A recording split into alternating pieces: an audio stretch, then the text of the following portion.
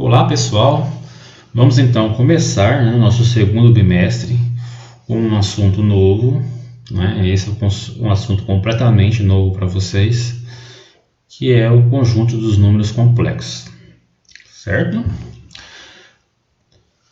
Antes de nós começarmos especificamente o conjunto dos números complexos, vamos rever alguns conjuntos, né? Aliás, todos os conjuntos que você já conhece.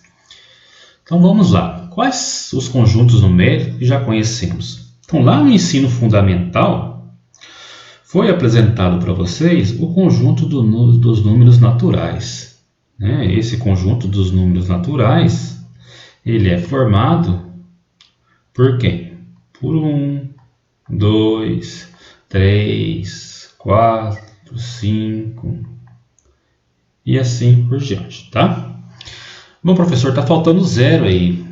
Bom, alguns autores consideram o zero como sendo natural, outros não, tá? Mas não é nenhum absurdo colocar o zero aí, pode colocar tranquilamente.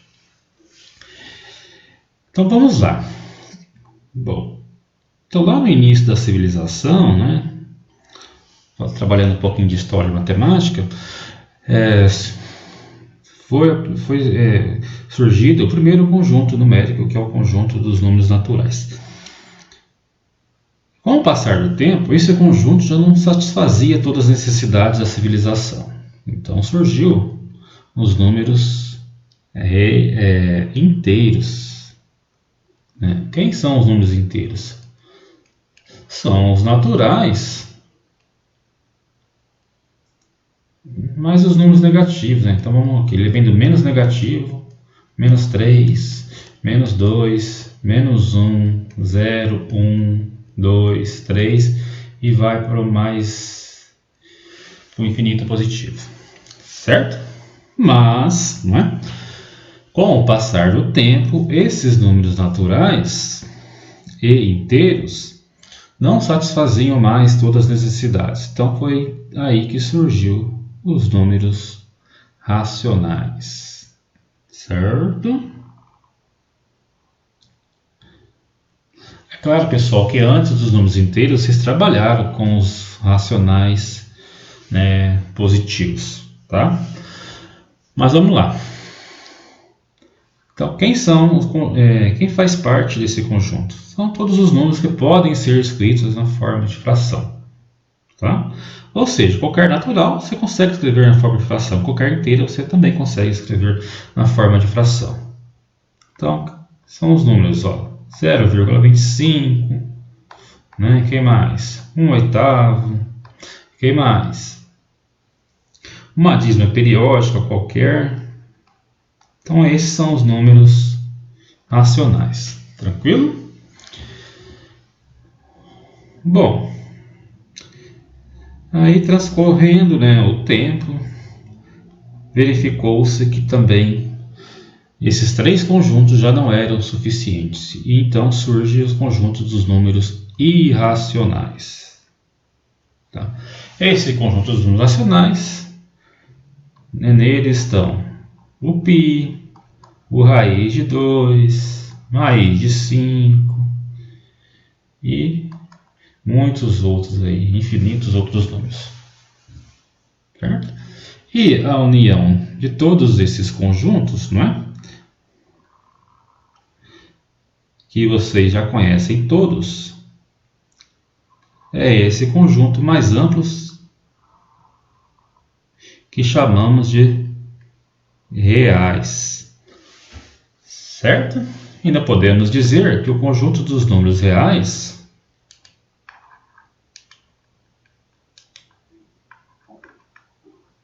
nada mais é que a soma dos racionais, né? Porque dentro do conjunto dos racionais estão os inteiros e os naturais, mais os irracionais. Tranquilo? Mas, pessoal, todos esses conjuntos, né, que formam o conjunto dos números reais já não satisfaziam mais as necessidades. Surgiram alguns problemas que não eram possíveis ser resolvidos com esses conjuntos numéricos. E aí que entra então na história da matemática os números complexos. Com o conjunto dos números complexos, nós conseguimos calcular, né, usando a unidade imaginária. Vou até colocar aqui, ó, o i, né, seria a nossa unidade imaginária. Opa!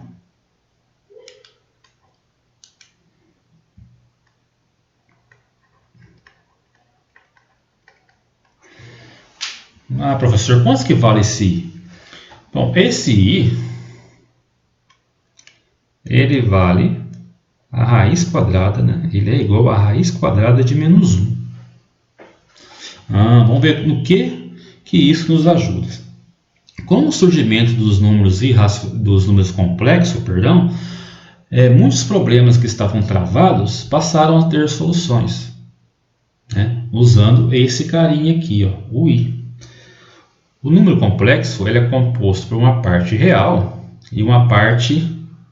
Vou até colocar aqui, mas a gente vai aprofundar nesse assunto nas próximas aulas. Então, o número complexo é representado por a letra Z, né?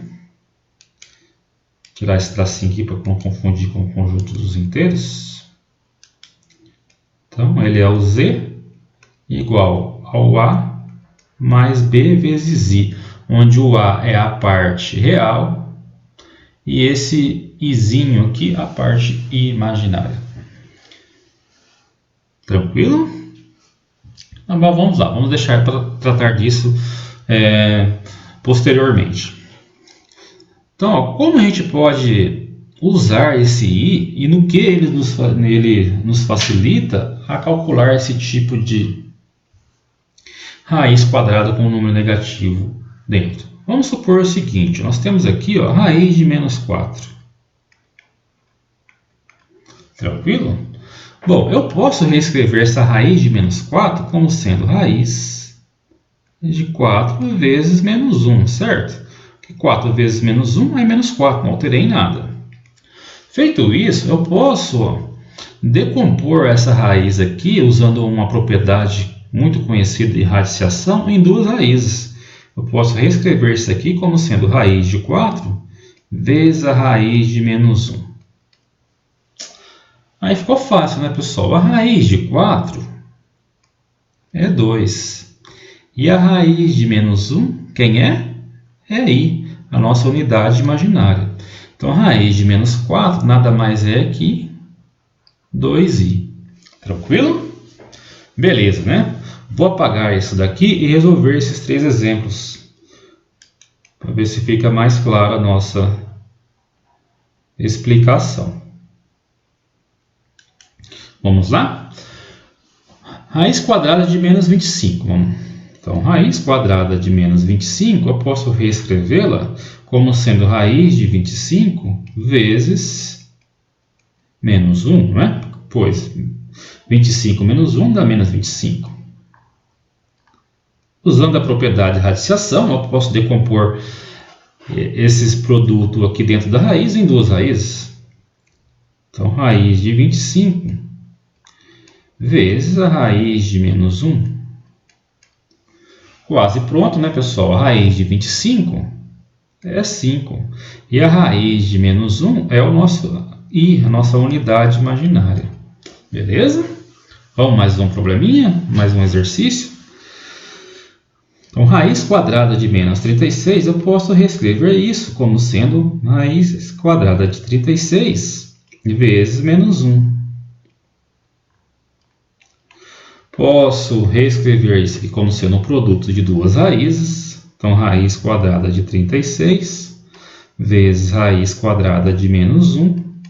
Olha que beleza, pessoal. Raiz quadrada de 36 é 6. E raiz quadrada de menos 1 é i. Então, raiz quadrada de menos 36 é 6i. Vamos ver isso daqui. Raiz quadrada de menos 23. Então, vai ficar raiz quadrada de 23 vezes menos 1. Bom, uma raiz quadrada de 23, decompondo aqui, né? Vezes a raiz quadrada de menos 1. Raiz quadrada de 23, ela não é exata, então fica assim mesmo. Raiz quadrada de 23. E a raiz quadrada de menos 1 é I, tá? Então está feito o exercício. Na maioria dos livros vai aparecer dessa forma aqui, né? Ou, né? Coloco o I na frente e raiz de 23. Beleza, pessoal? Então, esse é o nosso conjunto dos números complexos, né? É algo que surgiu na matemática para que pudessem ser resolvidos vários exercícios que até então, com o uso dos números reais, não era possível.